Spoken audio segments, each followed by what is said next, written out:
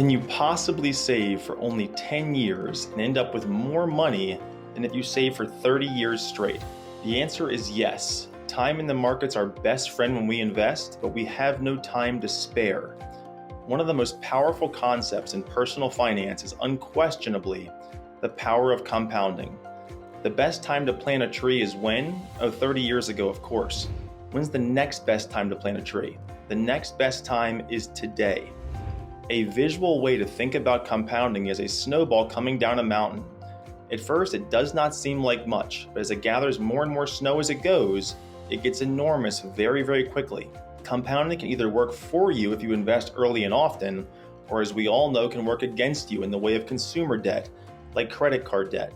The sooner we can get compounding on our side, the sooner we will reach financial independence and ultimately make work optional. Let's compare Johnny and Suzy once again. This time they're both 20 years old, recently graduated out of high school, and Suzy decides to start funding a Roth IRA with $7,000 from her savings from working part-time while she's in college. Suzy goes ahead and saves $7,000 a year from age 20 to age 30, then she stops saving altogether.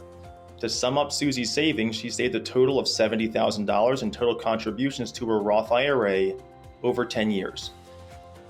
Johnny was more of a party animal and took 10 years to finish college on what he affectionately called the Budweiser Scholarship. He did not save a dime until he was 30 years old and finally got his act together, so to speak. Johnny goes ahead and saves $7,000 per year into his Roth IRA, but he saves for 30 years straight, from his age 30 all the way to his age 60.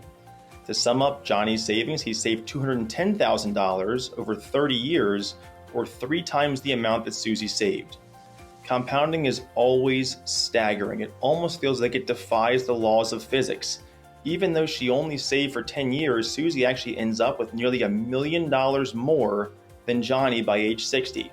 Now we're using the historical stock market return of 10% per year to illustrate this point.